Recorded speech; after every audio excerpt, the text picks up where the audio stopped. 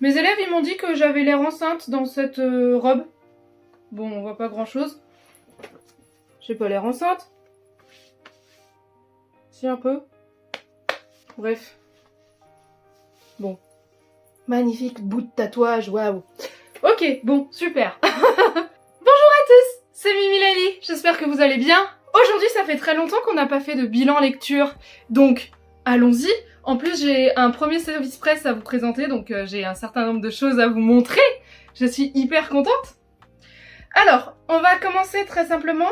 Qu'est-ce que j'ai à vous présenter? J'ai 2 BD et 1, 2, 3, 4, 5 romans.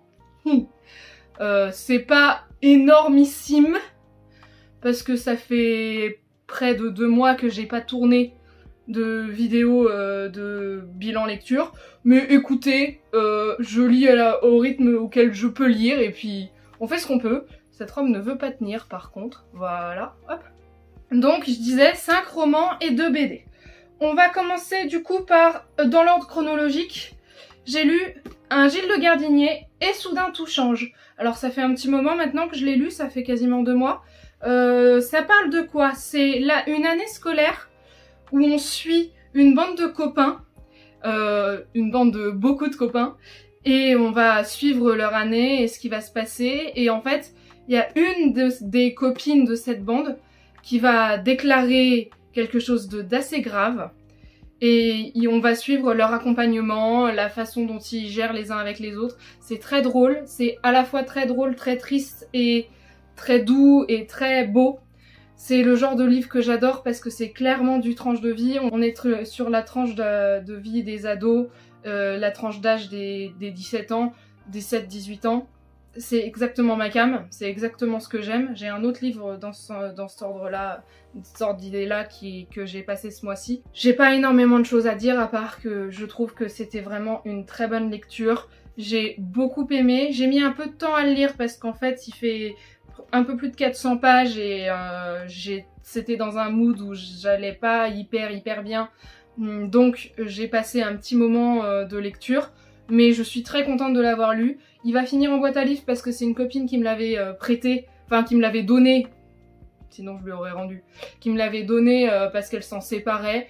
Je vais pas le garder dans ma bibliothèque, je pense, mais on est sur une très bonne lecture. Peut-être pas un coup de cœur, mais une très bonne lecture. Je m'en souviens pas hyper bien, donc je suis désolée, je peux pas en dire beaucoup plus de choses. Ensuite, après ça, là, j'ai eu mon premier service presse. Et alors là, on va parler de ça un peu plus en détail. Les 5 de Mathieu Rochel, édité aux éditions Évasion. Évasion Édition. C'est une belle bricasse, hein, vous voyez ça. Il y a 666 pages, me semble-t-il. C'est de la high fantasy, dark fantasy. Donc on est sur des complots politiques, des groupes de mercenaires qui ont une moralité un peu douteuse, qui suivent un idéal, mais cet idéal, est-ce que c'est vraiment la meilleure chose à faire? On a un livre en 4 parties, ce que j'ai bien aimé parce que j'aime bien quand on a des moments très différents dans les bouquins. J'ai beaucoup aimé la première partie, elle m'a mise tout de suite dedans. On suit un groupe de mercenaires principalement dans la première partie, avec quelques autres personnages. C'est un roman choral mais écrit à la 3e personne, donc on suit plusieurs groupes au même moment en fait pour avancer dans le temps, et j'ai beaucoup aimé cette lecture. C'est exactement le genre de fantasy que j'aime, donc on était sur quelque chose qui allait pas me poser problème. C'est en fait un échange de SP que j'ai fait avec l'auteur. Je lui ai envoyé mon roman et en échange il m'a envoyé le sien, ou l'inverse, hein, c'est la même chose. Et du coup, je lui ai promis un retour sur mes différents réseaux sociaux. Je lui en ai fait un sur Instagram. Je le fais donc maintenant sur YouTube. Voilà, c'est mon premier SP, je suis hyper contente. La deuxième partie était pour moi un petit peu plus longue parce que le groupe de mercenaires qu'on suit au début, on le suit plus après, en tout cas pas tout de suite après. Du coup, comme c'était à eux que je m'étais attachée le plus, j'ai eu un petit peu plus de mal à suivre la suite et à être vraiment investie, mais à partir de la partie 3, je pouvais plus m'arrêter de lire. Et la partie 3, on est bien à la moitié, hein, du coup. je pouvais plus m'arrêter, j'ai lu le reste en... Ah bah décidément cette robe elle veut... Bah écoutez, voilà, ça fera une jupe. Je disais donc, j'ai tout lu, j'ai lu d'une traite à partir de la partie 3 et il y a beaucoup de pages. Alors ça se lit pas si lentement que ça, parce que j'ai dû mettre entre 8 et 10 heures à le lire pour une belle pavasse comme ça, on est sur... plutôt une bonne moyenne de lecture je trouve. Mais bon voilà, ce que je disais c'est que j'ai, disons la première, deuxième partie j'ai mis un peu plus d'une semaine et le reste j'ai dû mettre 3 jours, quelque chose comme ça. C'est une belle bricasse mais je la conseille à tous les amateurs de fantasy un peu géopolitique, un peu avec des moralités douteuses, tout n'est pas blanc, tout n'est pas noir, c'est vraiment des destins de vie, des choix politiques, géopolitiques qui sont parfois compliqués, qui sont pas toujours justes. Bref, moi c'est complètement dans la lignée de ce que j'aime en fantasy. Je suis hyper fan de l'Assassin Royal donc ça veut tout dire. J'ai beaucoup aimé cette lecture. Les 5 ça s'appelle, collection imaginaire de la maison d'édition Évasion. C'est un gros conseil et je dis pas ça seulement parce que c'est un SP, c'est vraiment une très bonne lecture pour moi. Ensuite j'ai lu un livre qui s'appelle... Ah mais non, mais j'ai pas lu 5 romans en fait, j'ai lu 7 romans. Je fais un petit détour et je vais faire une petite dédicace à Maya et Malo qui sont 2 élèves à moi qui respectivement me prêtent des bouquins ou m'offrent des marque-pages. Même on m'a fait des fanarts de la cafette et alors là j'étais mais comme une balle quoi. Donc trop contente.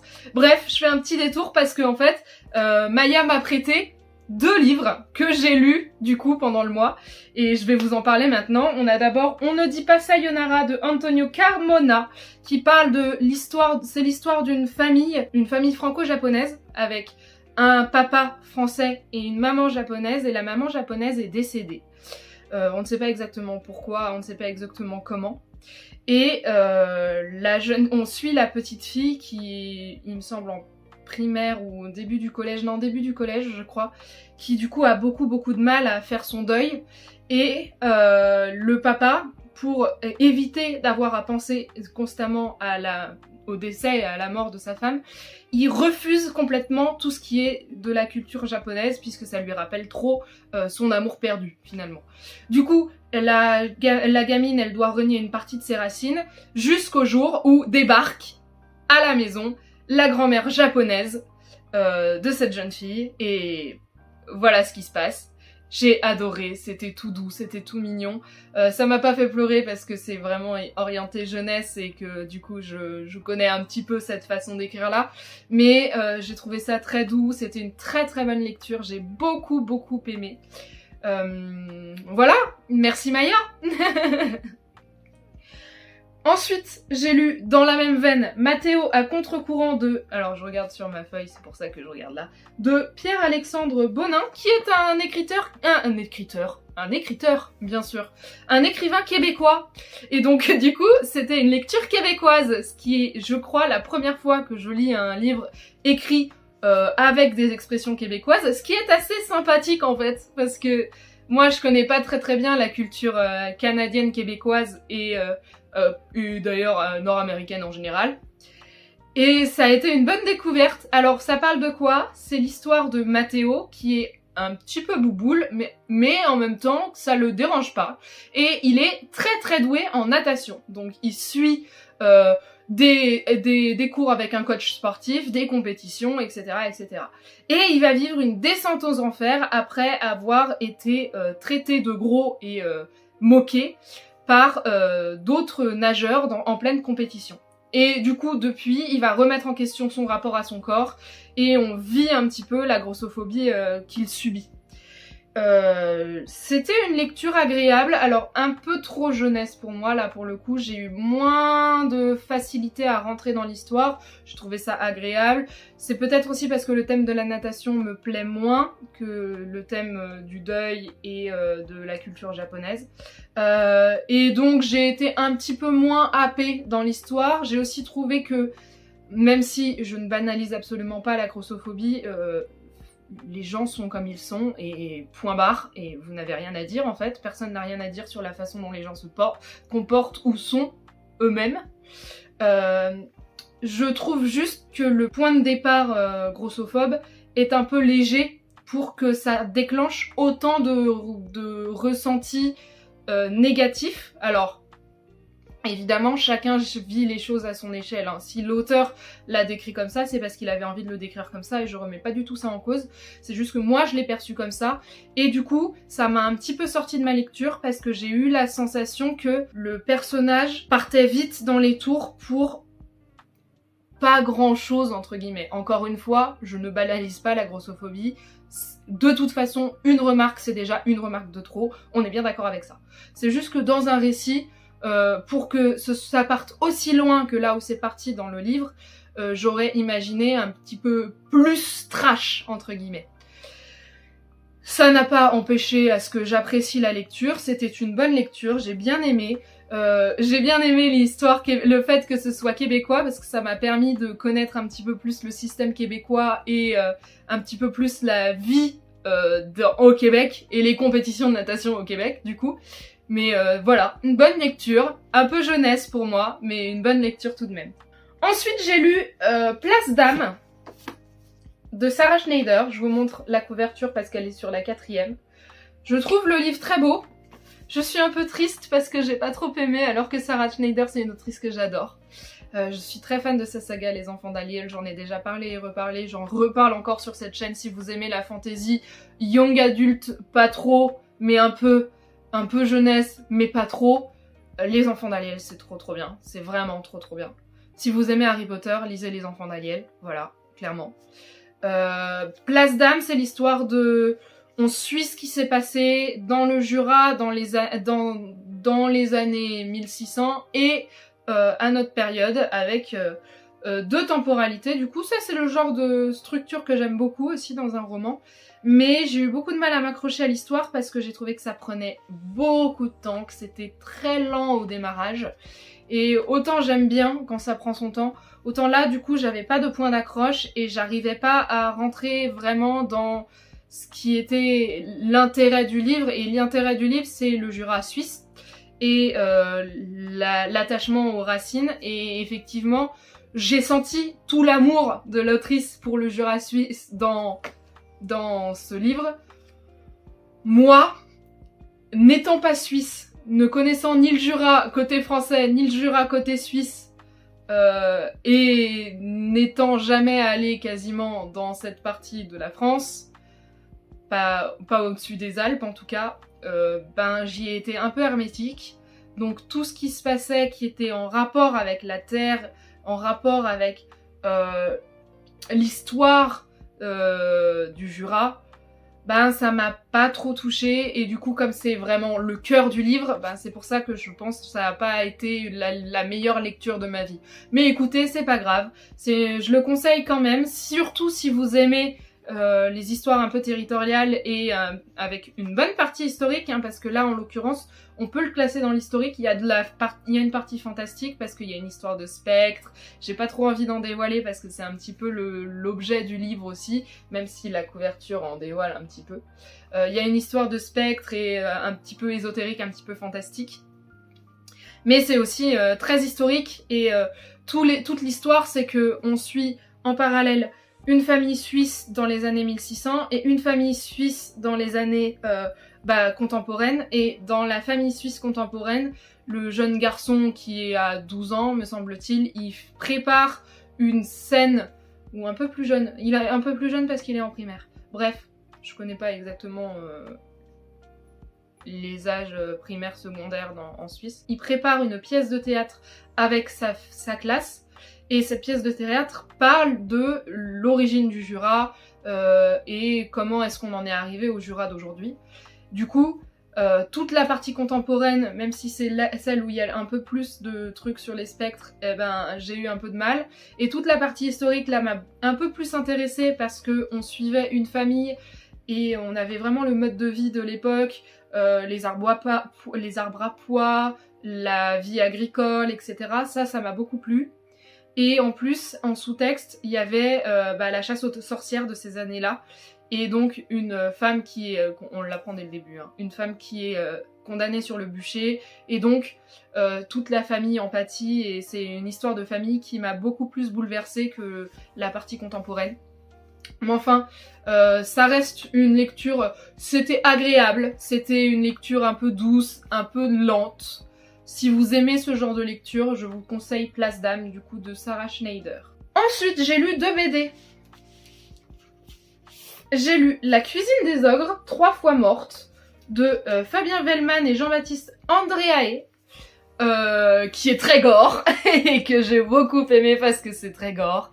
C'est l'histoire d'une jeune fille qui se fait embarquer par un croque-mitaine avec ses copains, et elle arrive dans la cuisine des ogres, elle arrive à réchapper à la mort pour engraisser les ogres, et elle va venir finalement travailler dans les cuisines, voir ce qui se passe à l'arrière des cuisines, donc travailler plutôt dans la partie vaisselle, etc. etc. Y a plein de moments hyper trash, et j'ai adoré ça, je l'ai vraiment lu d'une traite. Ça ressemble à ça à l'intérieur, alors hop, je vous mets une page au hasard. Voilà, c'est très beau. C'est très... Moi, c'est le genre de BD que j'adore. Vraiment, j'ai flashé sur la couverture et le libraire m'a dit « Oh, mais si vous aimez ce genre de lecture, je vous conseille ». Et alors là, je fais une magnifique transition du même auteur, Jolies Ténèbres, donc de Vellman et Keraskoe. Et là, c'est pareil, c'est très trash, c'est une histoire de Lilliputiens qui vivent dans le cadavre d'une jeune fille morte. Et on va suivre un petit peu ce qui se passe dans cette maison un petit peu atypique. Une espèce de descente aux enfers, voilà, magnifique image. Une espèce de descente aux enfers de la part d'une des protagonistes. J'ai pas envie d'en dévoiler plus parce que vraiment je me suis plongée dans l'histoire, ça se lit assez vite. Les dessins prennent beaucoup de place dans l'histoire, c'est-à-dire que c'est très imagé. Donc il y a assez peu de parties dialoguées. Et tant mieux en fait, parce que ça nous fait découvrir un petit peu mieux la plume et le dessin de l'auteur. Et franchement j'ai adoré, c'était un peu glauque. Si Lilia tu passes par là, vu ce que tu lis, ça m'étonnerait pas que ça te plaise. Voilà, je le dis au cas où tu es là.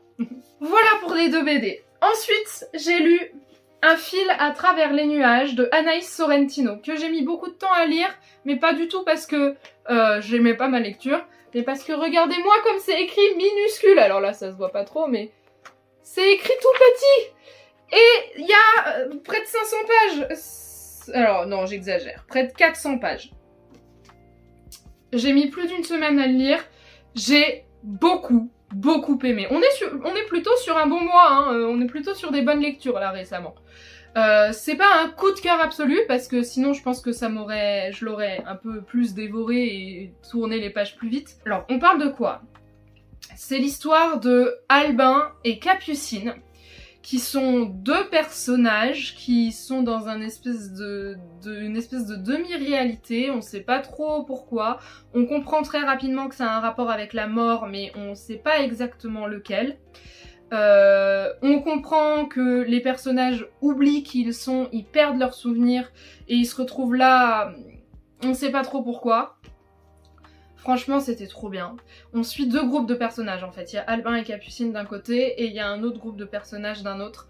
Principalement, parce qu'au début, pareil, c'est chorale à la 3e personne. Il y a beaucoup de personnages au tout début.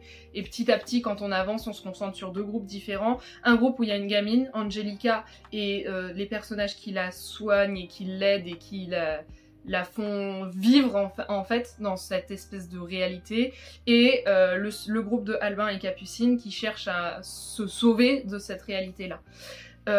Et parmi la réalité il y a ce qu'ils appellent les oiseaux, qui sont en fait des espèces d'oiseaux cauchemardesques avec des longs coups, des yeux horribles, exorbitants et globuleux. Enfin bref, moi j'avais vraiment une vision de cauchemar qui les terrorise et qui les massacrent en fait. Et du coup, toute l'idée du livre, c'est échapper aux oiseaux et essayer de sortir de cet endroit. Je vais pas en dévoiler plus que ça parce qu'il fait 2 parties et donc là j'ai parlé principalement de la partie 1, parce que si je dévoile une partie de la partie 2, il y a une grosse partie de l'intérêt du bouquin qui s'en va. J'ai énormément aimé. Je sais que ça vient d'une toute petite maison d'édition, HPF, que j'ai croisée dans une convention l'Ouest Hurlant à Rennes. Du coup, soutenons les petites maisons d'édition et les jeunes auteurs, parce que Anaïs Sorrentino, c'est une autrice que je ne connais pas très bien, et il me semble que c'est soit son premier roman, soit l'un de ses premiers romans, et en tout cas, c'est pas un nom très connu, vous voyez. Et la couverture est... Hop là, le point de la lumière. La couverture est vraiment très très belle. Si vous voulez, je vous lis la 4e de couverture. Tiens, faisons ça, je fais pas ça d'habitude. Une ville morte, des ruelles fantômes, des bâtisses creuses, du toc. Un assemblage bancal de souvenirs reconstitués, pétrifiés, intemporels. Des âmes errantes. Capucine, résidente aguerrie de ce monde désolé, en connaît les monstres. Elle guette les nuées à l'horizon. Elle évite les autres réfugiés, jusqu'au jour où elle rencontre Albin. Un scaphandrier relié au ciel par le conduit de son casque, fil incongru, s'élevant à travers les nuages. De la série d'événements qui l'a propulsé ici, il ne garde que des souvenirs épars. Est-il mort ? Nicolas se réveille au milieu d'une forêt, son smoking fichu, un portable qui ne capte pas, et plus qu'une seule cigarette en poche. Ses compagnons d'infortune semblent aussi fous les uns que les autres. Est-ce l'enfer, le purgatoire ? Mais que fait une gamine comme Angelica dans un endroit pareil ?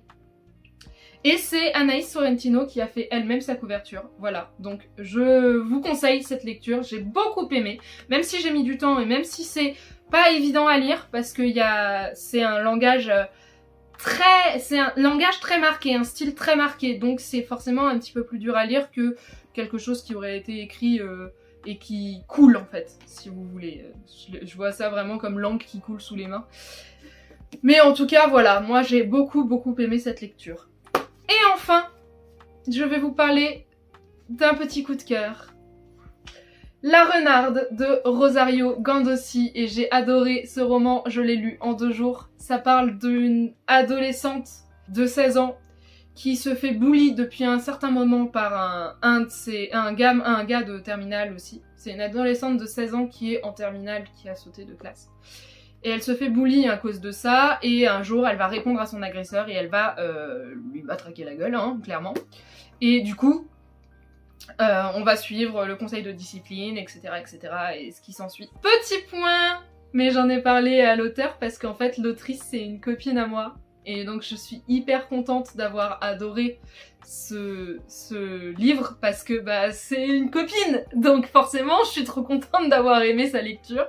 En plus c'est une copine qui a mon bouquin, donc j'espère que la lecture de mon bouquin sera aussi agréable pour elle que la lecture du sien l'a été pour moi. Oh, pas facile comme phrase à tourner.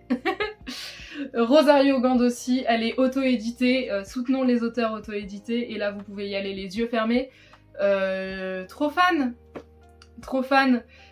Évidemment ça me parle parce que ça parle de destin d'adolescent, donc toujours ma cam, toujours ce que j'écris, littérature blanche contemporaine, on adore. Et tout petit point négatif, je disais, mais j'en ai déjà parlé avec Rosa, j'ai eu un peu de mal à accrocher au personnage principal qui s'appelle Nawel, parce que j'aimais pas sa fierté un peu mal placée. Mais c'est mon avis personnel. Tous les gens qui l'ont lu ont adoré au contraire le personnage principal parce qu'elle a un caractère hyper trempé et ça fait du bien d'avoir des caractères forts, féminins. Et là c'est vraiment une histoire féminine, il y a beaucoup de personnages féminins qui ont des rôles forts, importants, les relations entre les personnages sont géniales, la relation entre la fille et sa mère notamment, j'ai adoré cette relation, elle m'a fait tellement du baume au cœur. Bref, je conseille énormément de cette lecture, c'était vraiment un très bon moment pour moi. Et voilà, chers amis, on en a terminé, mes couleurs de cheveux ont un peu terni, mais écoutez, on voit quand même que ça reste un reste d'arc-en-ciel, ça passe, non ? Moi je dis que ça passe. Sur ces belles paroles, je vous souhaite à toutes et tous de très belles lectures, d'être heureux dans vos vies, et je vous fais des bisous. Ciao!